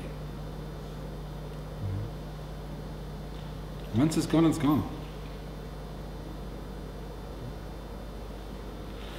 And then comes the ecstasy. See, this is how the short mantra is. Om Tare Ture Ture Soha. Soha represents so may it be. So you ask him, look, I brought out in front of the holy mind, body, speech and mind of Tara. May I be protected from samsara. May I be free from the 8 fears, outside ones and inside ones. And may I be free from illness. And so may it be. And then you add the extra one for the white Tara. And in the white Tara practices, in the sessions, you do first 100 of the long mantra, and then you go to the short mantra of Om Tare Ture Ture Soha. And what you add is Mama Ayo Punijana Putim Kuru Soha. May Mama Ayu, may my life, Mama Ayu, Putim, may my life, my merit means positive energy, and my wisdom increase. Right? So you're praying or affirming 3 goals in life. Right? May my life, long lifespan. Right? I mean, the way Tibetans see long, in the Buddhist terminology, what is a long life? There's three sort of, representation of what means immortality. Nobody is immortal. Immortality means that one lives one's life in perfect health and harmony until one has, this is written down, until one has benefit all trainees. It means actually you live as long and healthy until you have taught the next generation, until you have passed your knowledge over, like father to son. You pass your knowledge on. That's a sign of immortality. Because their knowledge will exist and go on from generation to generation. Then the second thing is that you consciously withdraw the aggregates. It means you go through the death process aware. The earth element absorbs, so you get weaker and weaker. And the water element absorbs, you can't hear any sound anymore, and your mind gets more subtle. And you do it consciously. Like the yogis prepare themselves for death. Like the great Shantideva said, a day without thinking of death or meditating on death is a waste of a day. And if you do this meditation on a daily basis, you train your mind. So when death actually comes, no problem.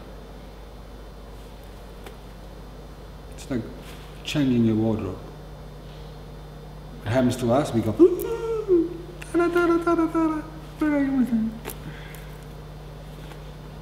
help me, Tara, I don't want to die now.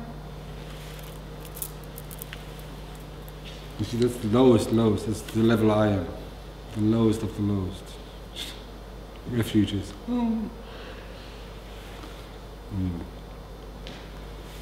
And so that one also resolves, the immortality means that one dissolves it into the white light, which is the actual blissful experience one has in the death process. And in that white light, sometimes the meditators, experienced meditators, stay. Not just recently, only like, it was October when I was in New Zealand. This Lama died in Dunedin, South Island in New Zealand, Dunedin. And they actually filmed him on TV and reported it on TV. Incredible. This Lama was dead, according to Western tradition, but he sat there for 9 days. And they filmed it and put it on TV. It is highly unusual because usually after 24 hours the body starts to stink and to rot. No smell. And after 9 days, then his head went like this and some blood came out, which was a sign that he had left his body. But for 9 days, he stayed in this incredible white light, which is bliss.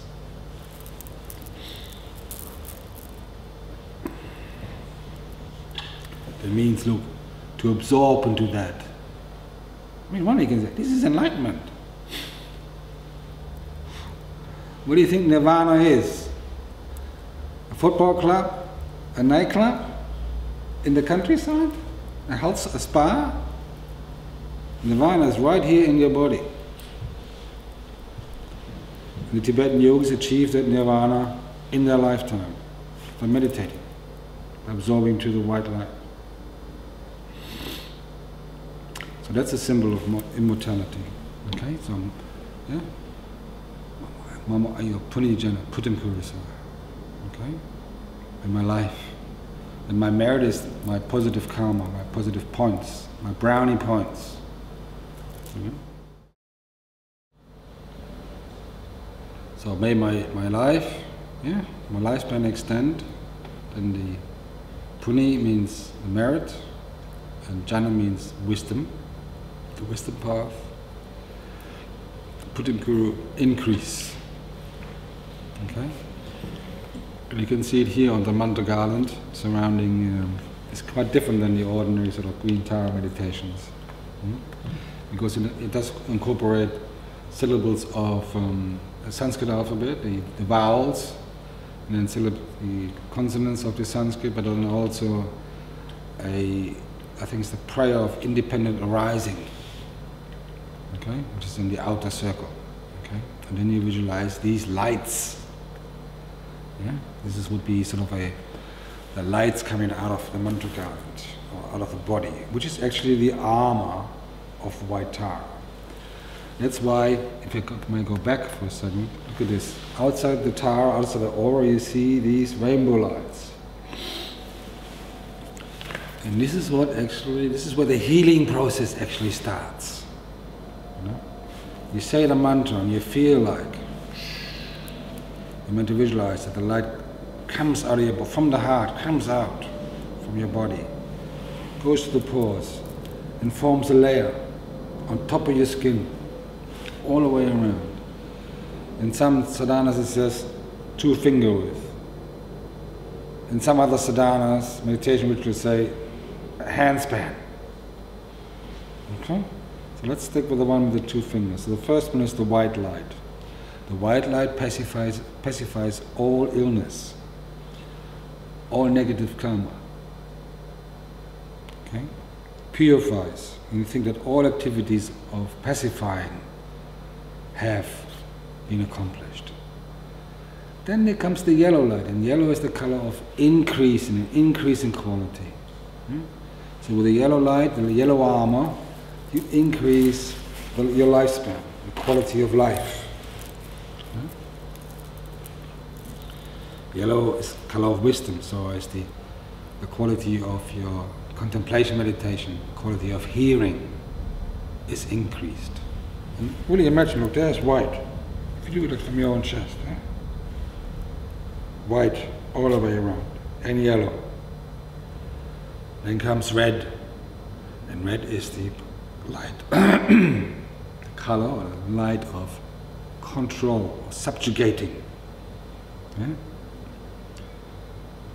So with this light you overcome all obstacles in the 3 worlds, the world above, the world below, and the world in the middle. Okay? Controlling, subjugating. And then top of that comes the blue light. And imagine not just having a layer of light, the blue light radiates all through the body, every part of your body.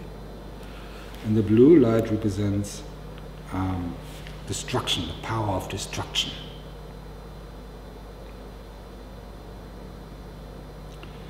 Wrathfulness or forcefulness. Okay? So you really imagine, that's why all the tantric deities, the higher yoga tantric deities, they're all blue, isn't it? It's like forcefulness, destruction.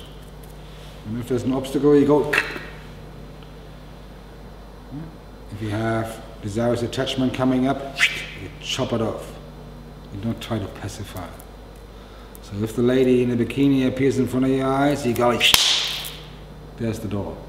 You go, oh, please go away, please go away. You go.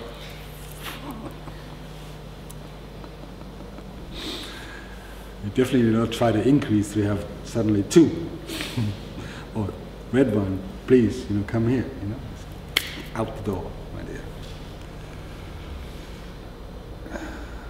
And then comes the green light, and the green light is the color of accomplishment.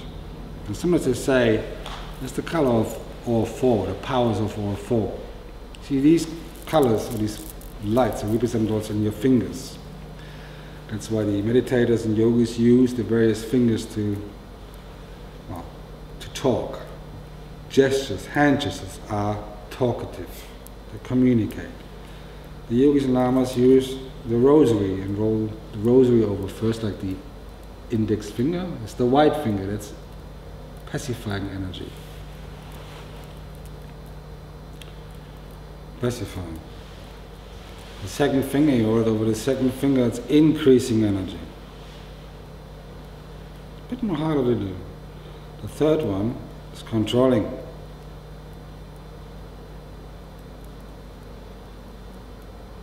And the last one is the hardest to do. It requires a lot of concentration. That's the forcefulness. And the thumb, the wisdom finger, contains all four energies, green. Okay? Can you see that? Rings. And then last not least, the outer one is like a purple. In some sadhanas is maroony brown purple. And that's the color of siddhis. Siddhis are, what are they? Magical attainments. They're all described by Nagarjuna as the 8 uncommon accomplishments or attainments of siddhi. The first one is to be invincible by the sword. Oh. Second one, domination over the underworld. Being invisible, so you can go like play the invisible man. Yeah? And to possess the elixir of youth. The ability to shape yourself into different forms. The ability of swiftness of foot, they say. This means to travel vast distances in a short period of time. Like these runners they have still in Nepal. The postal service is quite efficient in Nepal. They got these runners. You know? If a white person with this trekking guide would do a trek from Pokhara to Jomsom, the minimum takes 8 days. The postal worker does it in 2.5 to 3. The ability of swift foot. And then there is the last one, they say, is the magical eye ointment.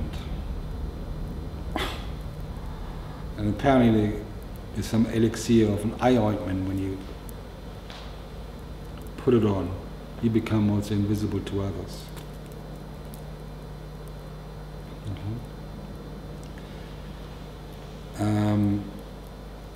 It was quite in demand when I lived in Nepal, because all the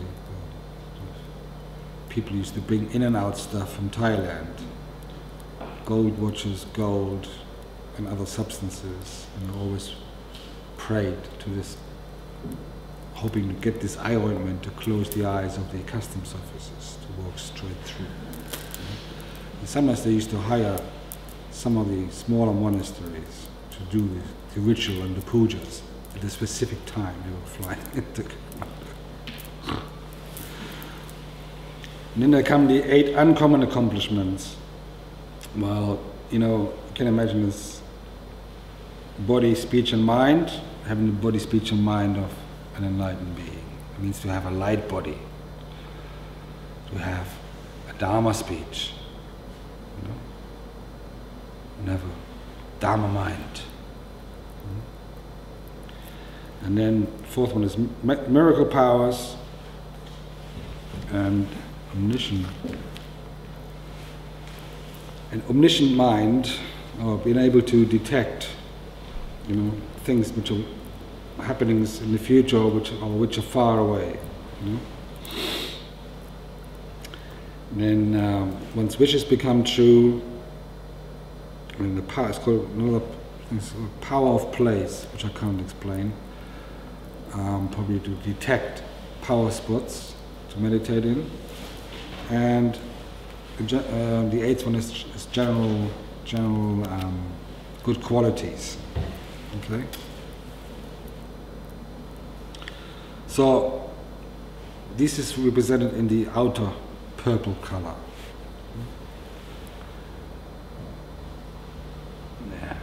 Okay, here's the mandala of the white Tara, which is used for initiation purpose only. So you have again the light rings around the center. In the center you have this heatable tam, surrounded by those lights, and then the 8 auspicious symbols represent the 8 goddesses who are offering those symbols to the center figure. And during initiation, the initiate walks to one of the gates. The gates he chooses is sort of done by divination process, either with a stick or with flowers, to receive the initiation from the deity himself. Yeah. Okay. Yeah. And okay, maybe we leave it there. Okay. Thank you so much for listening, and sorry it's taking so long. It always takes me so long. Okay. And I hope some of the information is useful. Okay. In a way that, look, I know about this retreat a bit more than you or some of you, because I've done the retreat, and I had to do it because of, I didn't want to die. I was too young. Okay? And I did the retreat, and with the retreat come also positive signs. You have positive dreams. This can all leave an imprint in your mind. So when we do this start tomorrow morning, hopefully, what time we're starting? What was it said? 9 o'clock, 9:30? At 9. So we start at 9. Is that okay? And then first what we do, I guide you through the meditation. Okay, we meditate. That's the most important thing. And then the mantra is said. We start the mantras, and the mantra is said continuously. So what we'll do is, somebody will be sitting on the cushion there and saying the mantra. And every 20 minutes we change. I will just point the finger. Now you, now you, now you, now you. Okay? That's the only way we can do it. Because we don't have any monks here who you could hire and say, look, come on, you sit there for 8 hours and say the mantra. We have to do it ourselves. Okay? This was my idea. But if you come tomorrow morning and say, no, we don't want to do it like this, I'm also happy. So how do you feel about this? Do you think you can do it? I found it in Amsterdam with my students there. There was no problem. Susanna was there. They were a bit grumpy at lunchtime, weren't they? Because one of them had to sit there and do it. It's just to get the flavor, to have an imprint. And it's quite interesting, when you say the mantra, first everybody does one round of the long mantra. I'll give you a photocopy, you get a photocopy, you just say it. Then you go to the short one. 20 minutes, and somebody else will take over. And then if you want, and you keep this mantra going while you paint and draw.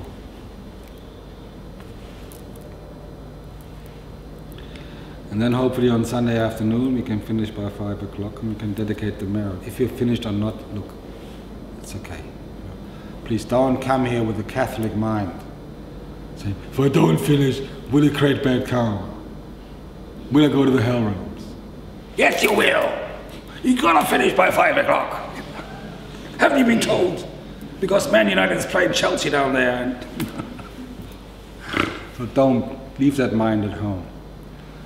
Even just drawing an image of Vaitara, just in pencil, will leave an imprint. And for me it's positive.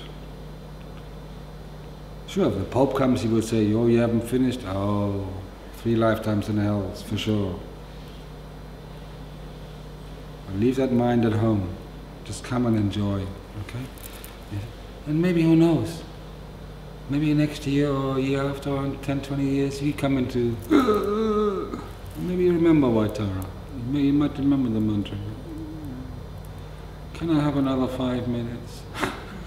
Can I have another 24 hours? I haven't said goodbye to my cat yet. You know? You might remember Vaitara and pray to her. Thank you for listening. Yeah. Thank you.